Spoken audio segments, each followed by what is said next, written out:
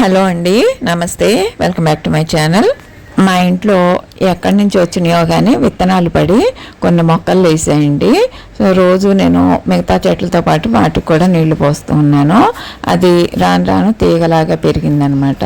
దాన్ని ఈ విధంగా గోడ మీదకి పాకించాను. రాను రాను వాటికి విచిత్రమైన కాయలు కాస్తున్నాయండి. ఇక్కడ చూస్తున్నారు కదా, దొండకాయ కాదు, అలానే పొట్లకాయ కాదనమాట. వీటి పేరేంటో నాకైతే తెలీదు. మీలో ఎవరికైనా తెలిస్తే కామెంట్ సెక్షన్లో షేర్ చేయండి, నేను తెలుసుకుంటాను. పిందెలు ఈ విధంగా ఉన్నాయండి. అలాగే పువ్వులను చూస్తే అచ్చం పొట్ల పువ్వుల్లాగే ఉన్నాయన్నమాట. అంటే పొట్లపాదికి వచ్చే పువ్వుల్లాగే తెల్లగా స్టార్ షేప్లో ఉన్నాయండి. ఆకులు కూడా సేమ్ పొట్లపాది ఆకుల్లాగే ఉన్నాయండి.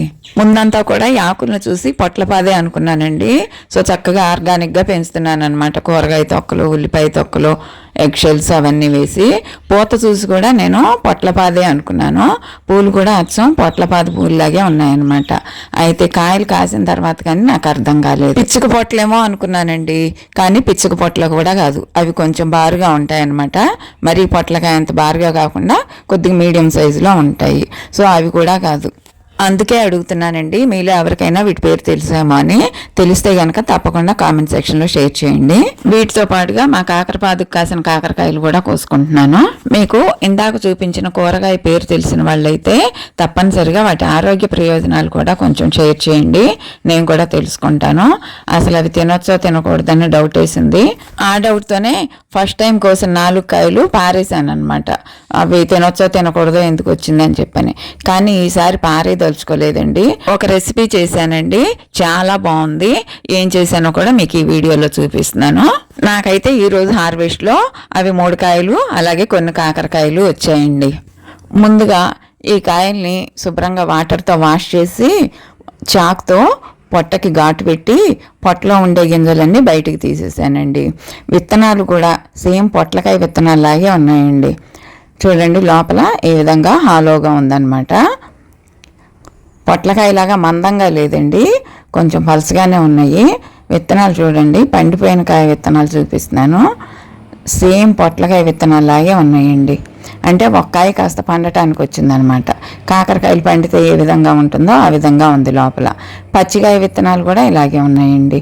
సేమ్ పొట్ల విత్తనాలాగే ఉన్నాయి. కాకపోతే కాయ పొట్లకాయ అంత మందంగా లేదండి, కాస్త పలసగానే ఉంది. ఈ 3 కాయల మీద నాకు ఇన్ని సీడ్స్ వచ్చాయి. చూడండి, విత్తనాలే ఎక్కువ ఉన్నాయన్నమాట లోపల. సో అవన్నీ తీసేసిన తర్వాత కాయల లోపల వెల్లుల్లి కారం పెట్టి ఆయిల్లో ఫ్రై చేశానండి. ఆయిల్లో అంటే డీప్ ఫ్రై కాదు, కొద్దిగా ఆయిల్ వేసి, అంటే 1-2 స్పూన్లు ఆయిల్ వేసి దాంట్లో మగ్గించానండి. చాలా బాగుందండి టేస్ట్ మాత్రం. ముందు అనుమానంగా ఒక్క కాయ వేడి అన్నంలో కలుపుకొని తిని చూశానండి, చాలా బాగుంది. మిగతా 2 కాయలు అదే రోజు నైట్ భోజనంలో తిన్నానండి. టేస్ట్ అయితే దొండకాయ వెల్లుల్లి కారం టైప్లో ఉందండి. సో ఫ్రెండ్స్, మీలో ఎవరికైనా ఈ కాయల పేరు, వాటి ఆరోగ్య ప్రయోజనాలు తెలిస్తే తప్పకుండా కామెంట్ సెక్షన్లో షేర్ చేయండి. ఈ చెట్ల పాదని ఉంచాలో తీసేయాలో కూడా నాకు అర్థం కావట్లేదు. ఒకవేళ మంచి హెల్త్ బెనిఫిట్స్ ఉంటే కనుక విత్తనాలు స్టోర్ చేసి నెక్స్ట్ ఇయర్ కూడా పెంచుతాను. ఓకే అండి, వీడియో చూసినందుకు ధన్యవాదాలు. ఈ వీడియో మీకు నచ్చినట్లయితే తప్పకుండా లైక్ చేయండి. మరిన్ని వీడియో అప్డేట్స్ కోసం నా ఛానల్ సబ్స్క్రైబ్ చేయడం మాత్రం అస్సలు మర్చిపోకండి. మరో మంచి వీడియోతో మీ ముందుంటాను. అంతవరకు సెలవండి మరి. నమస్తే.